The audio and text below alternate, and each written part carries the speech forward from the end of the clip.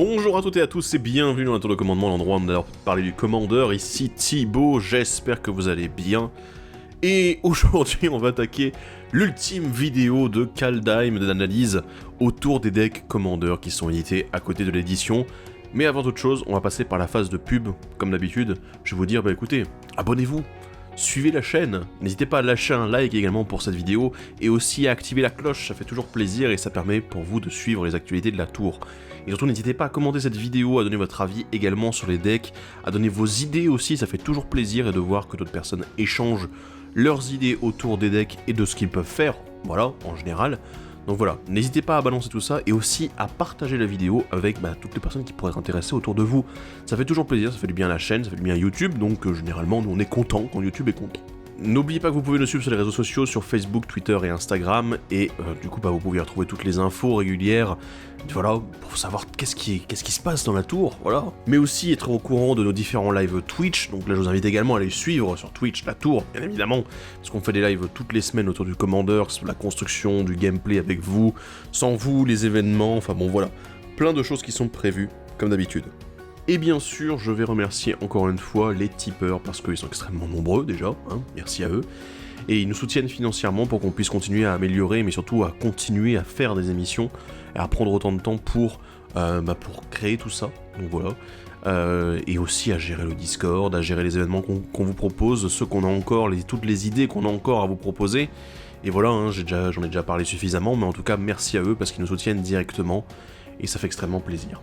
Si jamais vous souhaitez les rejoindre, c'est sur Tipeee que ça se passe et c'est dans la description de la vidéo. Bon, maintenant on peut parler un petit peu des decks commandeurs de Kaldheim, donc deux decks qui nous sont proposés, un deck noir-vert Empire Elf et un deck blanc-bleu Prophétie Fantomatique, alors j'ai plus le nom exact là sous les yeux, mais on va commencer du coup par analyser chacun de ces decks et surtout les nouvelles cartes qui sont dans ces decks, le commandant bien évidemment, hein, voilà, on est là pour parler de ça quand même à la base. Et pour également parler des améliorations possibles dans chacun des decks. Ce sont des pistes, des propositions que je vous fais. Je vais pas vous faire une liste complète, mais j'aurai une petite surprise pour vous à la fin de chacun des decks. Voilà, mais j'en parlerai un petit peu plus tard. Commençons avec le deck Empire Elf qui est dirigé par Lathril, l'âme des elfes, une créature légendaire elfe et noble, 2-3 pour 4 dont un noir et un vert, qui a la menace, et à chaque fois qu'elle inflige des blessures de combat à un joueur, crée autant de créatures 1-1 vertes, elfes et guerriers. Voilà, et vous pouvez engager 10 elfes dégagés vous contrôlez pour que chaque adversaire perde 10 points de vie, et vous gagnez 10 points de vie. Alors déjà, pour analyser Lathril, c'est l'un des premiers commandants noir-vert, vraiment commandant unique, hein, bien sûr, qui est vraiment à fond autour des elfes, et qui propose des interactions, des synergies avec ce type de créature-là. Alors vous allez me dire, oui, Abomination de Llanowar, oui, mais c'était très générique en fait. La force d'endurance équivalent au nombre d'elfes, oui, ok, d'accord, bon, c'est un peu moyen. Ici, on a vraiment des capacités qui fonctionnent avec les elfes. C'est un petit peu Voltron aussi, parce que le but, c'est quand même que Lathril inflige un maximum de blessures, et voilà, donc plus elle inflige de blessures, plus elle va faire d'elfes, mais elle a déjà la menace également, et surtout elle a cette capacité activée qui est quand même relativement puissante, hein, voilà, parce que bon, un différentiel de 10 points de vie contre les adversaires et pour vous en plus, t'es là, c'est pas mal, hein. Donc voilà, 20 points de vie d'écart, ça semble plutôt pas mal. Donc oui, Lathril est assez puissante, je l'aime bien dans sa façon de fonctionner parce que c'est un commandant Golgari comme on n'a jamais vu en fait pour les elfes. Donc voilà, ça fait plaisir. Du coup, qu'est-ce qu'on peut dire autour d'elle ? Pourquoi pas essayer de la booster, mais ça tombe bien parce que les elfes sont très forts pour se booster. Derrière, bon, elle a la menace donc c'est déjà une bonne chose, mais bon, peut-être qu'on peut lui rajouter d'autres mots-clés éventuellement, on verra par la suite. Mais surtout, voilà, pourquoi pas abuser aussi de la création de jetons elfes supplémentaires. Ouais, en effet, on va essayer de voir ce qu'on peut faire là-dessus.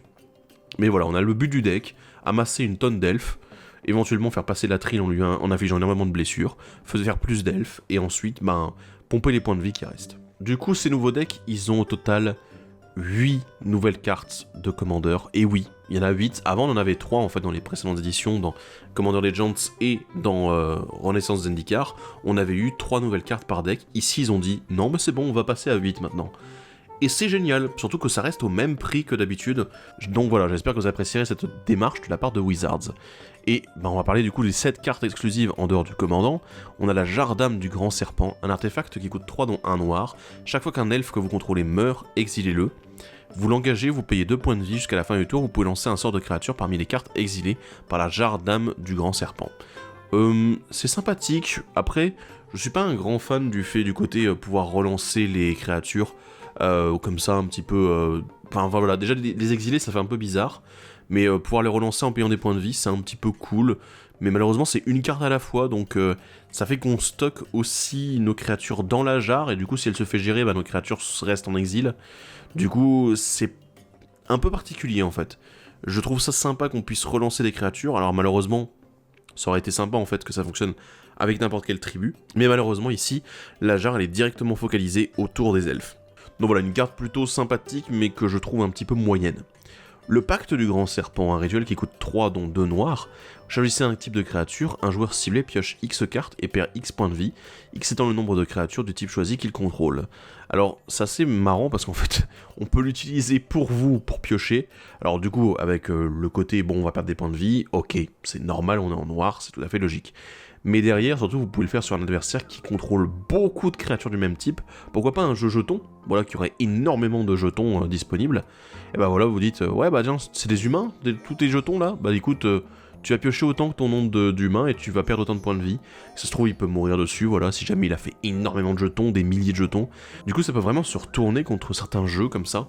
Tous les jeux très tribaux qui ont tendance à jouer avec énormément de jetons et de créatures, ça a tendance à vraiment les dégoûter.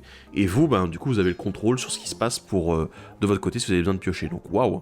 Le Vanneur Impitoyable, un elfe gredin qui coûte 5 dont 2 noirs, c'est une 4-4. Au début de l'entretien de chaque joueur, ce joueur sacrifie une créature non-elfe. Bah écoute, ça fait penser à No One, la version numéro 1, où voilà, au début de votre entretien, chaque joueur sacrifie une créature non-vampire. Bah là on est sur la même logique, bon ça coûte 5, c'est plutôt pas mal. L'essentiel c'est que bah voilà, les créatures un peu puissantes, les commandants qui ne sont pas elfes, eh ben ils risquent de crever à cause de ça. Le don de Skemfar, un rituel qui coûte 3 dont 1 vert, vous révélez les 6 cartes dessus de votre bibliothèque, vous pouvez mettre engagé une carte de terrain parmi elles sur le champ de bataille, et une carte d'elfe parmi elles dans votre main. Mettez le reste en dessous de votre bibliothèque dans un ordre aléatoire. C'est plutôt sympa, alors après ça c'est vraiment pour le tribal elf, hein, il faut le dire.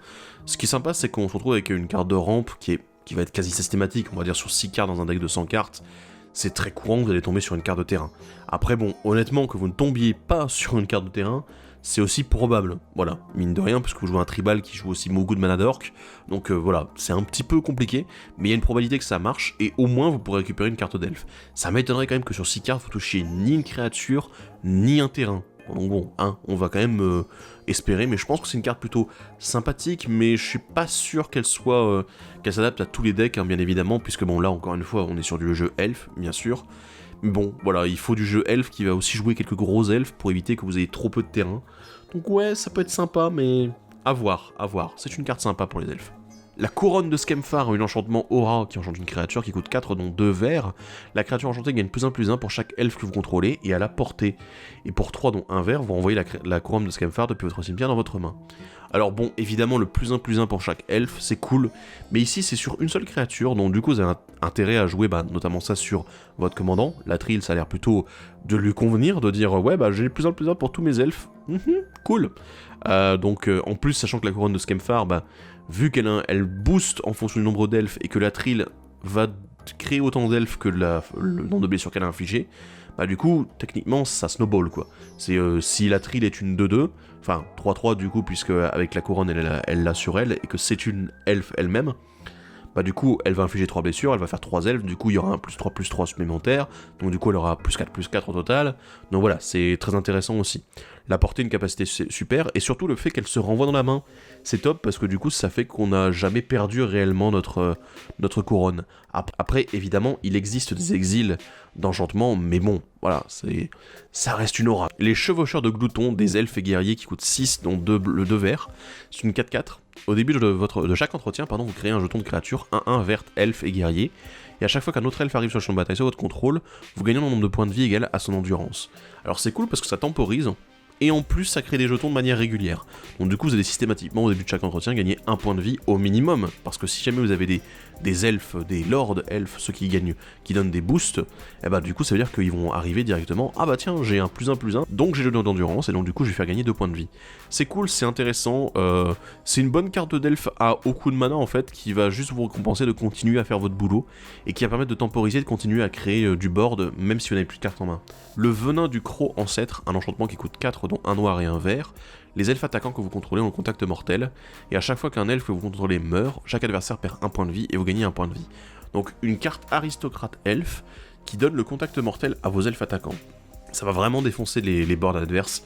Surtout que les elfes ont tendance également à jouer pas mal avec des jetons, donc du coup on peut se retrouver avec beaucoup d'elfes, beaucoup de jetons disponibles, et du coup faire en sorte que ça attaque, et derrière, ah bah tiens ça meurt, et ben ouais écoutez, perdez des points de vie, j'en gagne. C'est énorme parce qu'en fait c'est extrêmement agressif et ça permet de temporiser à mort, donc vraiment je trouve que c'est une très bonne carte aristocrate elfe.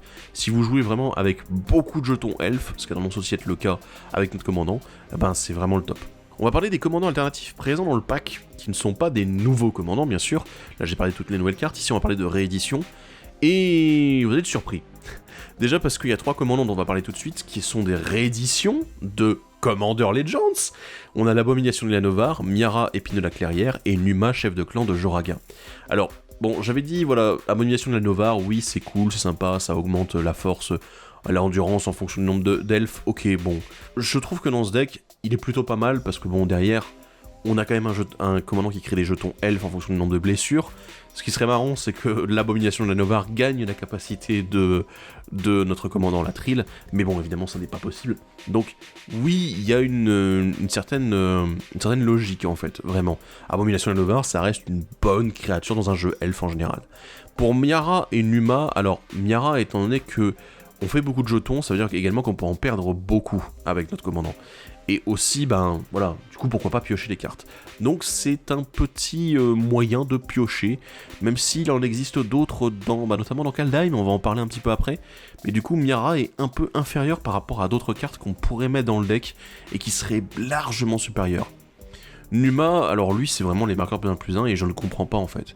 Pour moi il va juste se contenter de booster très souvent la trill, et juste dire bah voilà je dépense du mana parce que j'ai du mana, et puis je vais booster la trill, et puis c'est tout quoi. Mais la trill elle a juste la menace en évasion, donc voilà il suffit qu'il y ait beaucoup de bloqueurs en face, et puis c'est pas trop efficace. Le problème c'est que Numa il a vraiment du mal à sortir du lot parce que sa capacité coûte cher. Voilà, vraiment, je trouve qu'elle coûte trop cher. On a Harald également qui a été réédité dans ce deck, et Rhys l'exilé, on en parlera après. Harald qui est en fait une édition commune avec Kaldheim, puisqu'elle est éditée à côté en tant que carte dans le set, voilà.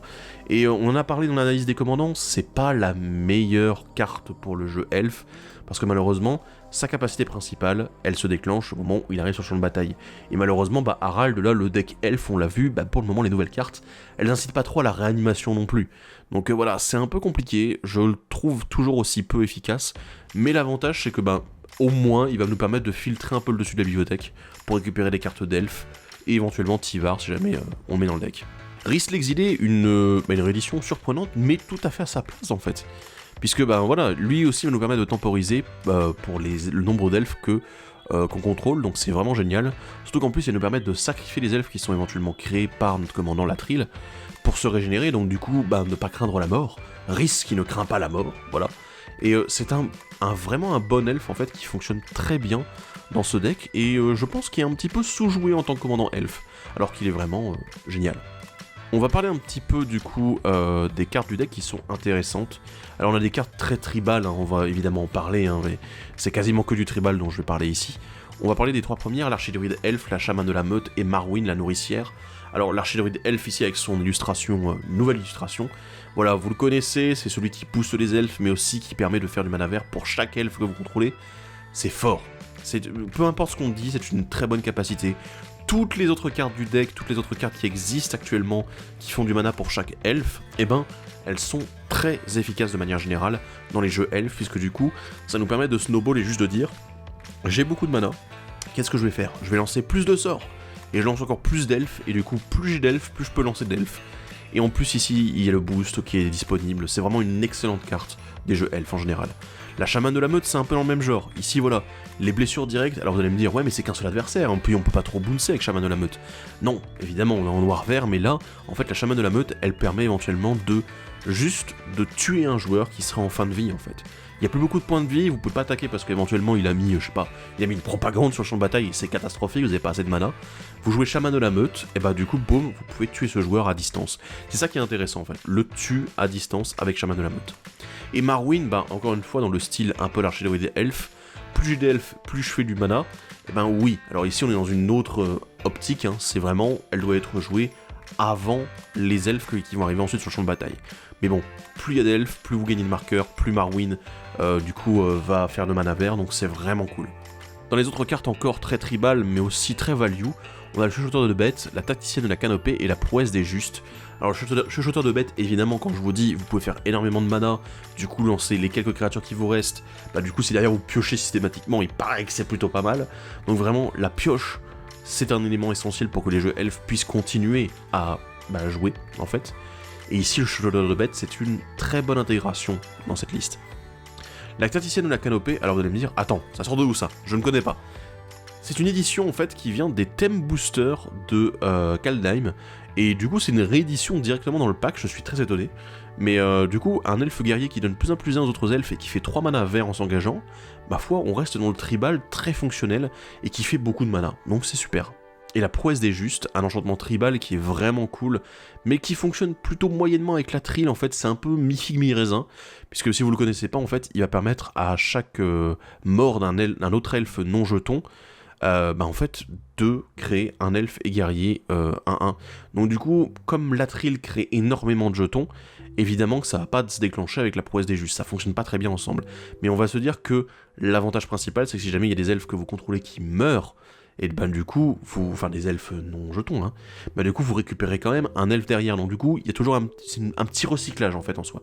Dans les bonnes cartes de value, on a le reboisement de moiselière, et la saison des récoltes. Le reboisement de moiselière, c'est une carte que j'adore vraiment, qui était sortie dans M19, M20, j'ai un doute, une des 2 éditions de base, et en fait, qui fait que vous allez pouvoir piocher chaque fois qu'une créature que vous contrôlez meurt. Vous gagnez un point de vie, vous piochez une carte. Ce qui est cool, parce que du coup ça compense d'autres cartes qui font piocher une carte et perdre un point de vie. Donc voilà, vous pouvez éventuellement jouer les deux dans le deck, ça marche bien. Et oui, bonne chose ici quand on est dans un deck qui peut avoir énormément de jetons qui vont forcément bloquer un moment, voilà, en masse, ou une par une pour bloquer des créatures adverses, c'est vraiment sympa. Et la saison des récoltes, eh bien évidemment quand on joue des elfes qui s'engagent pour du mana, saison des récoltes ça fait partie de ces cartes du coup qui fonctionnent plutôt bien, et c'est une très bonne réédition qui date quand même d'Amonkhet à l'origine, une carte un petit peu sous-cotée mais que j'aime beaucoup, parce qu'à partir du moment où vous avez 2 créatures engagées quand vous le jouez, vous êtes sûr de faire une meilleure une meilleure carte que Cultivate ou que Portée du Kodama. Et je ne peux évidemment pas ne pas noter la présence de Voix de l'Ascendance. Oui, certes qu'on a beaucoup vu dans Commander Legends, mais ça reste une excellente carte tribale, et ça fait plaisir de voir qu'elle a été rééditée encore une fois ici, directement dans le deck. Dans les améliorations que je peux vous proposer, on va commencer avec les améliorations qui sont tirées de Kaldheim, vraiment. On va commencer avec 3 grandes améliorations très efficaces, le maître de guerre elfe, Tivarkel et le voyage obsédant.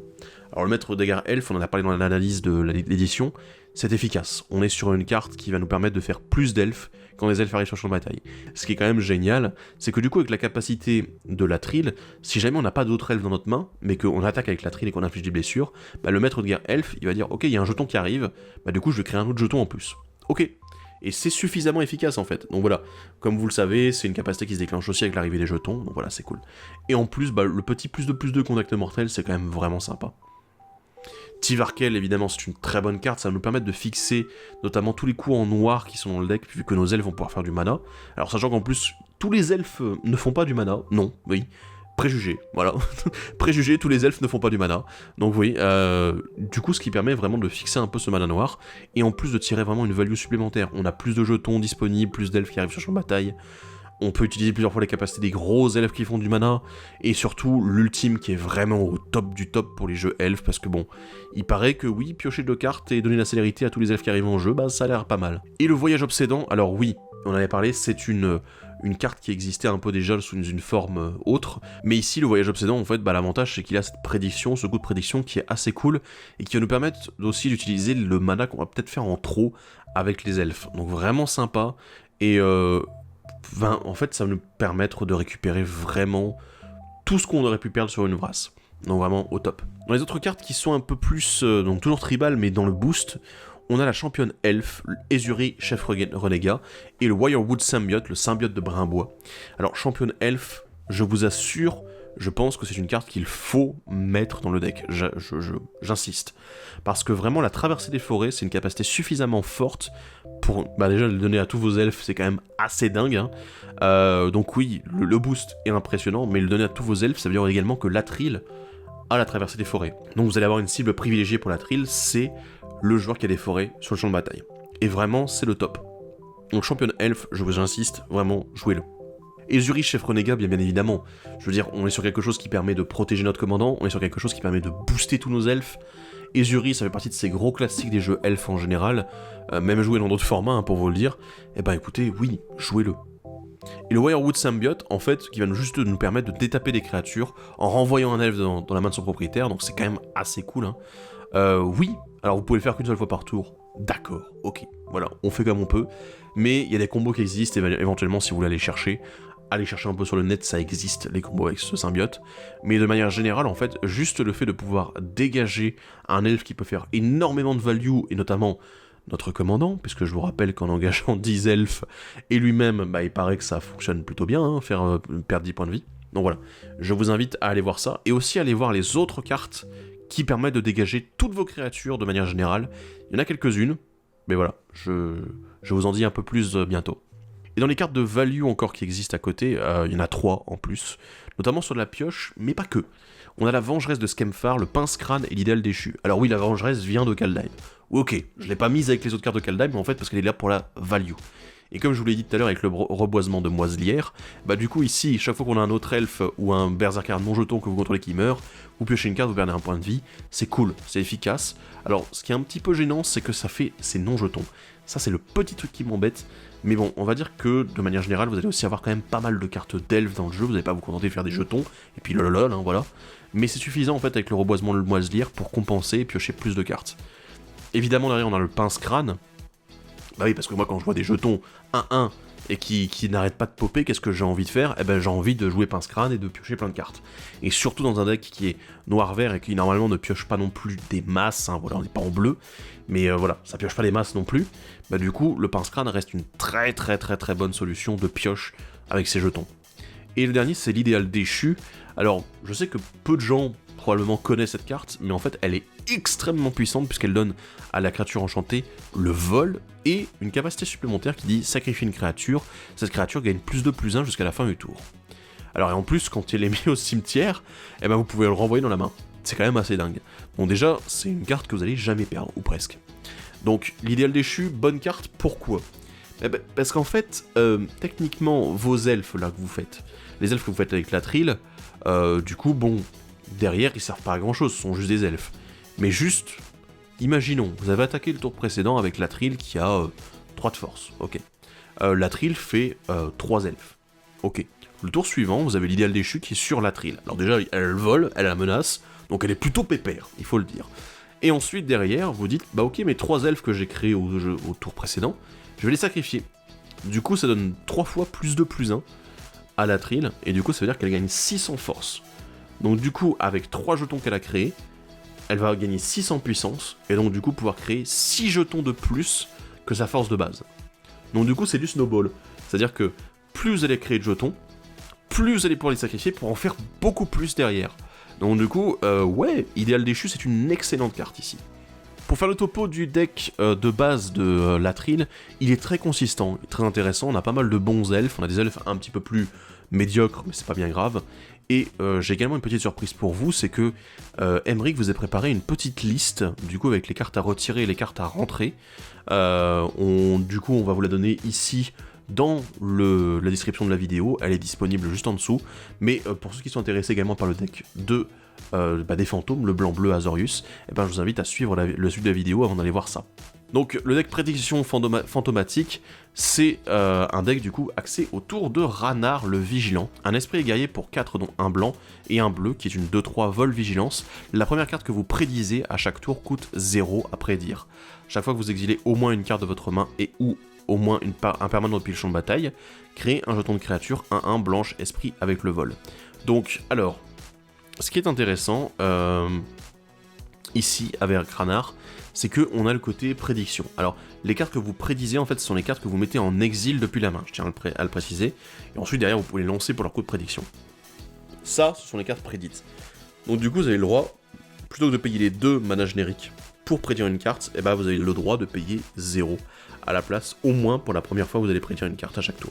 C'est intéressant, ok, on a de quoi faire, c'est sympa, on va pouvoir jouer avec la prédiction qui est une mécanique de Kaldheim, ok. Le truc c'est que derrière on a aussi autre chose, c'est les cartes qui sont exilées depuis votre main et ou depuis votre champ de bataille. Donc ce qui est assez dingue, vous allez pouvoir créer des jetons, alors du coup on commence à avoir un petit truc un petit peu bizarre, c'est on a un côté prédiction, on a un côté blink ou flick, voilà, donc c'est-à-dire exiler une créature puis la renvoyer sur le champ de bataille, ou un permanent, de manière générale. Et ensuite on a le côté jeton, parce qu'on crée des jetons 1-1 esprit avec le vol. Donc ça a l'air un petit peu étrange. On a un petit peu une triple stratégie, du coup, ici, je vous avoue que, on va en parler un petit peu après, mais il y a eu plutôt un côté axé autour du blink et du flick qui est plus facile, et aussi un peu de la prédiction parce qu'il y a des cartes très intéressantes. Et du coup, parlons des 7 autres cartes exclusives de ce deck. L'intervention cosmique, un éphémère qui coûte 4 dont 1 blanc, qui a un coût de prédiction pour 2 dont 1 blanc. Si un permanent que vous contrôlez devait être mis dans un cimetière depuis le champ de bataille ce tour-ci, exilez-le à la place, renvoyez-le sur le champ de bataille sous le contrôle de son propriétaire au début de la prochaine étape de fin. C'est cool parce que là c'est vraiment un sauvetage, puisque du coup vous allez donc à la place de mettre le permanent au cimetière, l'exiler, donc c'est un effet de remplacement. Du coup les effets déclenchés à la mort, non, bien évidemment. Et derrière vous le mettez en exil pour ensuite le mettre directement en remettre en jeu. Donc une bonne protection pour un permanent particulier, sachant que c'est pas uniquement des créatures. C'est cool. Après voilà. Est-ce que c'est extrêmement pété? Non, ça reste uniquement pour une seule cible, donc ça peut être cool pour protéger votre commandant, ça peut être cool pour protéger une pièce essentielle de votre jeu, voilà, mais bon, ça reste une bonne carte. L'héroïne de Bretagar, un humain et guerrier 1-1 pour 3 dont 1 blanc. À chaque fois que vous exilez au moins une carte de votre main et ou au moins un permanent depuis le champ de bataille, mettez autant de marqueurs +1/+1 sur l'héroïne de Bretagar. Tant qu'elle a au moins 5 marqueurs sur elle, elle a le vol et est un ange en plus de ses autres types, et tant qu'elle a au moins 10 marqueurs sur elle, elle a un indestructible et est un dieu en plus des autres types. Donc voilà, ok, il faut exiler des permanents pour devenir un dieu, ok. Ce qui est vraiment cool ici, c'est que vous allez chaque fois mettre autant de marqueurs +1/+1 que de permanents ou de cartes qui sont mises depuis votre main ou depuis le champ de bataille en exil. C'est-à-dire que si jamais, par exemple, imaginons, vous protégez tout votre board, qu'à un moment vous faites un truc qui permet de blinker tout votre board, dire ok, je vais exiler tout, quasiment tout, sauf l'héroïne bien évidemment. Donc voilà, j'exile 10 créatures, bah du coup, hop, elle va gagner ses 10 marqueurs tout de suite. Donc ouais, ok, c'est une 11-11 indestructible, qui a le vol, qui a un ange, qui a un dieu. T'es là, ok, d'accord. Donc ouais, ça a l'air plutôt pas mal. J'aime beaucoup, ouais, elle fonctionne bien avec cette stratégie-là en fait, et c'est juste une de ces cartes qui va devenir un peu un paratonnerre, parce que sinon elle devient beaucoup trop puissante pour les adversaires, et elle vous récompense de jouer votre jeu dans la stratégie qui est proposée. Le fermier stoïque, un nain et paysan, qui est une 3-3 pour 4 dont 1 blanc, il a un coup de prédiction pour 2 dont 1 blanc, et quand il arrive sur le champ de bataille, cherchez dans votre bibliothèque une carte de pleine de base et révélez-la. Si un adversaire contrôle plus de terrain que vous, mettez-la sur le champ de bataille engagé, sinon mettez-la dans votre main, mélangez ensuite votre bibliothèque. C'est cool, il est vachement sympa ce fermier stoïque, parce que du coup c'est un bon effet qui peut permettre de ramper du coup pour rattraper les adversaires, mais comme d'hab, c'est le blanc, c'est sa façon de faire. Et en plus derrière, bah du coup, il le fait en arrivée sur le champ de bataille, c'est-à-dire que le jeu blink là, ou hop, on va le faire revenir sur le champ de bataille plusieurs fois, ça a l'air plutôt pas mal avec ça. Donc vraiment efficace, j'aime bien, c'est simple, c'est pas cher, c'est cool.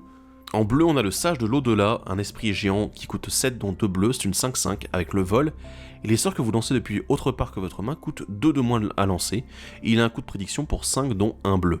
Alors c'est vachement cool je trouve, parce que déjà qu'on a une réduction généralement des coûts de prédiction par rapport aux coûts normaux, dire en plus, je vais réduire encore de 2 oh mon dieu, rendez-vous compte. Et ben c'est super puissant, donc vraiment très efficace pour le jeu prédiction, ça a l'air vraiment cool. Donc ouais, malheureusement en dehors de la prédiction, jouer depuis le dessus de la bibliothèque, ça peut être envisagé, ok d'accord, pour certaines cartes qui fonctionnent comme ça. Ouais, donc il y a des possibilités mais ça reste un petit peu limité. Le déluge spectral, un rituel qui coûte 6 dont 2 bleus, avec un coût de prédiction pour 3 dont 2 bleus. Renvoyez chaque créature que vos adversaires contrôlent avec une endurance inférieure ou égale à X dans la main de son propriétaire, X étant le nombre d'îles que vous contrôlez. Donc là, ça joue très bleu, mine de rien. Voilà, il suffit que vous ayez 4 ou 5 îles sur le champ de bataille, et c'est vrai que vous allez pouvoir renvoyer quand même pas mal de choses des adversaires, mais bon, ça ne permettra pas non plus de tout résoudre.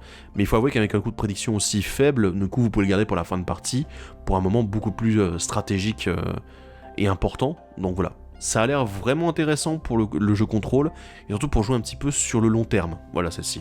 Le récit des ancêtres est un rituel qui coûte 4 dont 1 bleu, il a un coût de prédiction pour 2 dont 1 bleu. Chaque joueur ayant moins de cartes en main que le joueur ayant le plus de cartes en main, pioche un nombre de cartes égal à la différence. C'est très gros bug en fait, parce que littéralement c'est juste ok, on va tous piocher pour arriver au plus grand nombre de cartes qui est actuellement dans la main de quelqu'un. C'est cool, c'est vraiment sympa. Mais du coup c'est symétrique quoi, donc tous les joueurs font ça. Après évidemment vous pouvez être un salopard, c'est-à-dire que vous pouvez vous amuser par exemple à jouer ça quand il y a une narcette sur le champ de bataille qui empêche de piocher plus d'une carte par tour, donc ça a l'air quand même un petit peu débile. Donc voilà, vous pouvez vraiment empêcher les adversaires d'en profiter un maximum alors que vous le faites complètement quoi. La Valkyrie éthérée, une créature esprit et ange qui coûte 6 dont un blanc et un bleu, c'est une 4-4 vol. Et chaque fois, quand elle arrive sur le champ de bataille ou qu'elle attaque, piochez une carte puis exilez une carte de votre main face cachée. Elle devient prédite et son coût de prédiction et son coût de mana réduit de 2. Vraiment très intéressant parce qu'en fait c'est de l'auto-prédiction, parce que littéralement vous n'avez pas à payer le coup, voilà. C'est juste, ok, elle est mise en prédiction, elle pouvait pas être prédite, on s'en fout, elle est prédite maintenant. Et en plus elle coûte moins cher, donc c'est quand même assez débile. J'avoue que c'est très intéressant pour certaines cartes qui coûteraient peut-être éventuellement cher, mais il faut aussi avouer que la Valkyrie éthérée, mine de rien, elle coûte 6 à lancer. Donc ouais, on peut espérer ce genre d'effet d'une carte qui coûte 6 et qui joue avec la prédiction de manière générale. Donc une bonne carte, peut-être le Blink et le Flick vont bien fonctionner avec elle aussi, mais ouais, c'est vachement cool. Alors, dans les cartes du deck, il y a également 2 commandants alternatifs disponibles, uniquement 2 pour eux, Vega et Brago. Alors Vega le gardien, il est issu de Kaldheim, vous le savez, j'en ai parlé un petit peu dans l'analyse des commandants d'extension. Il y a un potentiel autour du commandant, mais ici, avec la prédiction, c'est un petit peu léger, puisqu'il va nous permettre de piocher quand on lance un sort depuis autre part que la main. Mais bon, en dehors de la prédiction, en fait, ici dans le deck, il n'y a pas grand-chose, voilà. Il joue pas trop avec l'effet Blink, donc bof.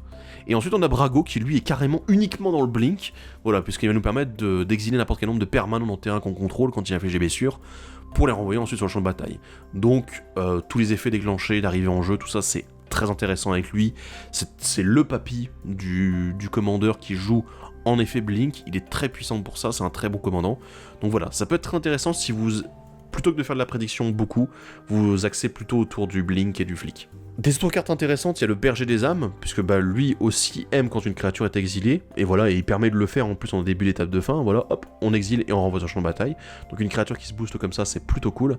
On a l'ange de la restauration qui est, alors, nouvelle illustration, je l'ai donnée, mais voilà, qui est un grand classique, puisqu'il nous permet d'exiler puis de renvoyer sur le champ de bataille une créature non-ange ciblée que vous contrôlez, et ça peut donner lieu à des trucs un petit peu débiles des fois. Et ensuite on a l'ange de la fatalité qui lui il aime bien être remis sur le champ de bataille, puisque Blink, lui, il aime bien. Il permet d'exiler toutes les cartes du cimetière du joueur ciblé, ce qui est quand même quelque chose qu'on fait très peu, et c'est bien dommage, parce que l'ange, cet ange-là, il est pas cher, mais juste avoir un truc qui est déjà un bon body, une 3-4 vol, qui permet de gérer les cimetières, alors que dans le format, on a tendance à beaucoup jouer avec, ça fait plaisir, en fait. Et la dernière carte du deck qui m'a vraiment impressionné en créature, c'est l'ange de la sérénité, que j'adore, vous le savez probablement, un ange bien cher comme il faut, mais surtout qui a un effet complètement débile, voilà, puisqu'il va exiler 3 autres créatures ciblées du champ de bataille et ou des cimetières, et quand il arrive sur le champ de bataille, vous renvoyez les cartes exilées dans les mains de leur propriétaire, donc du coup vous faites de la réanimation, de la récursion, et du coup si vous pouvez la blinker elle, il paraît que c'est un peu con. En carte de Blink et de Flick, alors du coup je vais vous expliquer ce que c'est le Blink. Le Blink c'est exiler une créature ou un permanent, puis directement le renvoyer sur le champ de bataille. Le Flick c'est l'exiler, et ensuite le renvoyer au début de la prochaine étape de fin sur le champ de bataille. Voilà, donc le Blink est pratique pour par exemple tout ce qui est gestion qui va vous permettre de détruire une créature en particulier, voilà. Je te cible avec un sort, ok, je blink, c'est plus la même cible parce que là, elle est partie en exil, donc du coup c'est plus la même créature, voilà. Et le Flick, lui, il est là plus pour protéger un board, notamment d'une vrasse. Parce que du coup, vous pouvez littéralement dire, hop, il est exilé, il revient plus tard. Donc très intéressant ici. Et ici, on a 3 grands classiques, bien évidemment. Le scintillement momentané, l'éclipse fantomale et l'interlude inquiétant, 3 très très bonnes cartes, hein, il faut le dire. Le sentiment momentané, donc voilà, qui est cool, parce qu'il a un flashback. L'éclipse fantomale qui est vraiment sympa parce qu'en fait, ça permet également d'exiler artefacts et terrain, voilà. Mais deux en même temps en plus, donc voilà, c'est vraiment sympa. Et l'interlude inquiétant, lui, permet d'exiler n'importe quel nombre de créatures que vous contrôlez, pour ensuite les renvoyer au début de la prochaine étape de fin, donc c'est du flic celui-ci. Et ce sont 3 excellentes cartes du deck. De manière générale, le deck, si je dois analyser le deck nu, tel qu'il est à la sortie de la boîte, il est cool parce qu'en fait il apporte pas mal de value, il y a de bonnes cartes qui sont là pour être blinkées, pour faire de la pioche supplémentaire, des effets supplémentaires. Le but c'est vraiment de faire en sorte de faire plus de choses avec votre board que ce que les adversaires pourraient faire. Donc c'est vraiment sympa. Après, est-ce que ça va quelque part? Eh ben, j'ai tendance à dire que non. Parce qu'en fait, il manque peut-être quelques effets un peu intéressants pour que le deck devienne vraiment puissant. Et c'est là où je vais proposer quelques cartes, notamment 5 cartes tirées de Kaldheim. Parce que, évidemment, là, je vais vous parler un petit peu plus. On va pas dire qu'on va jouer jetons, hein, parce que ça me paraît un petit peu nul. On va jouer un petit peu avec la prédiction, avec les très bonnes cartes de prédiction, et également avec les très bonnes cartes de Blink et de Flick. Et ici, pour la prédiction, il y a de quoi faire. On va parler de Reflet Mystique, Batailleur du Cosmos et Protectrice Glorieuse pour commencer. Reflet Mystique, je vous ai dit, c'est débile. C'est le genre de carte en fait qui permet littéralement de copier notre carte. Voilà, avec voilà, hop, maintenant toi t'es un clone et tu copies lui. Et du coup, ça peut être extrêmement puissant, mine de rien. Ça peut également contrecarrer beaucoup de sorts de créatures adverses qui sont, qui du coup deviennent des trucs absolument nuls, hein, voilà, qui leur seront pas du tout utiles. Le Batailleur du Cosmos, lui, il est génial parce qu'en fait, il fonctionne très très très bien avec Ranar, parce que Ranar, je vous rappelle que lui, il dit, bon voilà, déjà, ça coûte 0 à la première carte que vous voulez prédire à chaque tour coûte 0 à prédire. Ok, le Batailleur du Cosmos, il dit que vous pouvez prédire également pendant le tour de n'importe quel joueur. Donc du coup, en cumulant les deux, en fait, vous pouvez prédire une carte à 0 au tour de chaque joueur. C'est cool. 4 cartes gratuites à mettre en prédiction, c'est vraiment sympa. Alors après, bon, évidemment, si Ranar n'est pas là, le Batailleur du Cosmos lui offre une réduction en échange. C'est pas mal du tout. La Protectrice Glorieuse, alors, c'est génial. Là, j'ai déjà pu la tester un petit peu en avant-première. Je vous dis, c'est une excellente carte qui vous permet, encore une fois aussi, d'exiler, de protéger une partie de votre board jusqu'à ce qu'elle disparaisse elle-même. Donc du coup, je l'avais dit quand j'avais analysé la carte, c'est simple. Protectrice Glorieuse, comme elle a le flash, quelqu'un veut jouer une Vrasse, ok, je joue Protectrice Glorieuse, je vais exiler toutes mes créatures jusqu'à ce que Protectrice Glorieuse quitte le champ de bataille, la Vrasse passe, la Protectrice Glorieuse est détruite, toutes mes créatures reviennent sur le champ de bataille. Voilà. Et du coup, vous redéclenchez les effets d'arrivée en jeu, c'est vraiment très très très efficace, c'est double utilité. On est sur du blink, enfin du flick, plus ou moins, et ensuite derrière sur la prédiction. C'est vraiment très très bon. Bien évidemment, vu qu'on parle de Vrasse, on va parler de Domskar, et on va parler d'Alrund aussi. Domskar, parce que bien sûr, une Vrasse qui part en prédiction et qui est pas chère à lancer, vous allez la jouer, automatiquement. Alors en plus, si vous pouvez du coup jouer Domskar avec l'ange dont je avais parlé juste avant, c'est le top. Voilà, on est dans le deck qui va pouvoir jouer les deux et vraiment utiliser à fond leur capacité à tous les deux. Alrund, lui, il est là vraiment parce que vous allez pouvoir faire de la plus-value avec. C'est simple. Voilà, le but c'est que vos cartes en prédiction, eh bien, elles vous rapporteront autant que vos cartes que vous avez dans la main. Et ce qui tombe bien parce que, voilà, Alrund, lui, il aime bien l'un comme l'autre. Il aime bien aussi vous faire piocher. Et du coup, à vous de voir éventuellement pour dessus la bibliothèque pour contrôler un petit peu ça. Mais Alrund reste une très bonne carte. Dans les sorts de Blink et de Flick, ou voilà, de manière générale, il y en a 3 dont j'aimerais parler, 3 qui sont extrêmement forts, mais ce ne sont pas les seuls, je vous invite à aller chercher un petit peu plus loin. On a Éphéméré, Tassa Batréenne et le navigateur Morneuil, le célèbre navigateur Morneuil. Donc voilà, Éphéméré bien sûr parce que bon, voilà, vous allez pouvoir blinker très facilement et ça a le rebond, et derrière, du coup, vous allez pouvoir le relancer au début de la prochaine étape de fin, enfin au début de votre prochain tour, donc c'est cool, ça fonctionne bien, c'est sympa. Tassa Batréenne, c'est l'effet à la cabinet du conjurateur, donc du coup, autre carte que vous pouvez intégrer bien évidemment, et qui va vous permettre de littéralement d'exiler, puis de renvoyer sur le champ de bataille une créature que vous contrôlez. Donc c'est vraiment sympa, en plus il y a un petit peu de contrôle avec, qui est présent dessus, c'est cool. Vraiment une très très bonne carte. Et le navigateur Morneuil, c'est complètement stupide, c'est la carte qui a tendance à rendre les joueurs fous quand ils essaient de gérer les decks Blink, puisque ici on peut blinker pour 2 mana, voilà, et c'est tout. Et c'est vraiment puissant, et ça fonctionne très bien, et ça fait des combos infinis des fois dans certains decks. Bien évidemment, il y a une carte, comme on va jouer Blink et du coup effet d'arrivée en jeu, puisque ça, voilà, les deux vont bien ensemble, là, il paraît. Il y a une carte que vous devez connaître, une carte que vous connaissez probablement, et j'en en parlerai jamais assez, c'est Panharmonicus de Kaladesh, qui va nous permettre de déclencher 2 fois les effets d'arrivée en jeu de nos créatures et de nos artefacts. Donc c'est cool, ça fonctionne bien avec beaucoup de vos créatures que vous avez déjà dans le deck, et beaucoup de créatures que vous pouvez mettre dans le deck, parce que je vais pas détailler tout ce que vous pouvez mettre, mais tout ce qui a un intérêt global au niveau de l'arrivée en jeu, eh ben vous pouvez l'intégrer automatiquement dans le jeu autour de Ranarr.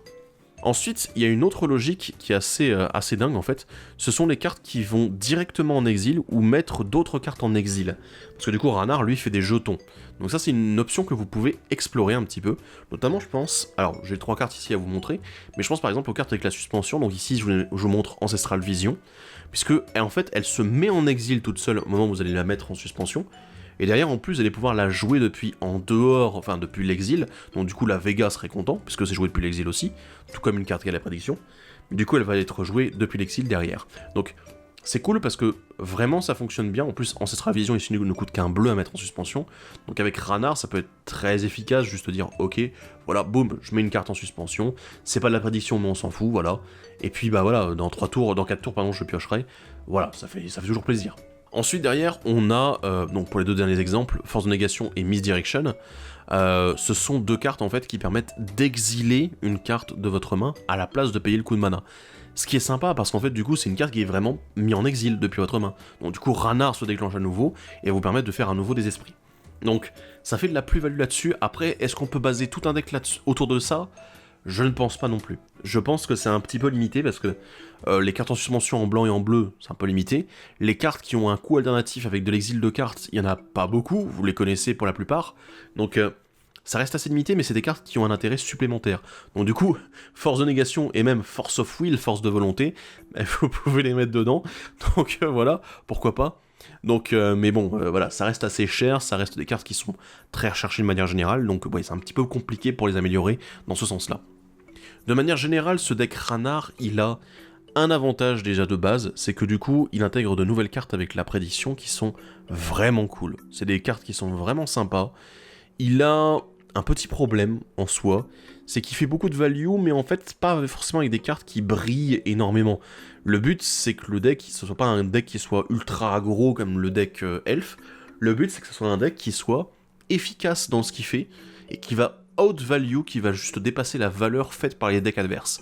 C'est juste, je vais piocher plus de cartes, je vais raser plus de fois le board en protégeant mon board à moi, je vais faire plusieurs fois l'arrivée en jeu de mes créatures, je vais faire plus de... Littéralement, je joue des sorts et je fais les esprits en plus, t'es là, ouais, bon ok, on a compris, il se passe quelque chose, quoi. Mais Ranarr, c'est pas un deck extrêmement oppressant, c'est un deck qui va juste être... Enfin, pas oppressant de manière agressive, ça va juste être le deck, en fait, où tu vas voir qu'il va faire systématiquement plus de choses que toi. Mais... pour moi, il peut être amélioré de manière conséquente juste en augmentant le nombre de cartes qui apportent vraiment une énorme value en fait sur le board. Et ça du coup, je vous invite en fait à aller voir le decklist de Brago presque. Parce que les decklists de Brago, généralement, elles jouent beaucoup de cartes qui fonctionnent très bien avec leurs effets d'arrivée en jeu. Du coup, un mix avec d'un côté la prédiction et d'un côté les effets utilisés par Brago en blink et en flick, ça m'a l'air très intéressant.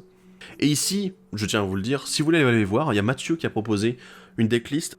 Alors plutôt que de proposer une decklist très définitive, en fait, très fixe, en disant voilà, j'ai monté une bonne version de ce deck, et bien en fait, il vous a proposé plutôt d'explorer, comme je viens de vous le faire en fait, d'explorer plusieurs parties des possibilités en fait avec Ranarr, c'est-à-dire le blink. Également du coup les sorts qui peuvent être exilés, etc. Je vous invite à aller voir la decklist, elle est également dans la description. Et du coup, je vais en profiter également pour remercier Mathieu et Emeric qui ont participé du coup à l'écriture de cette vidéo en proposant leur decklist et également quelques idées pour améliorer ces decks-là.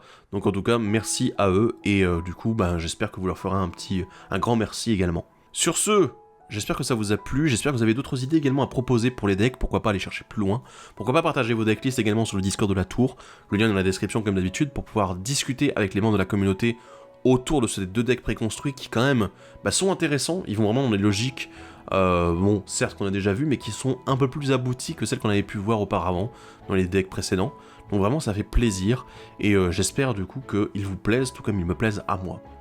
Sur ce, je vous dis à la prochaine, et salut à tous, bye bye.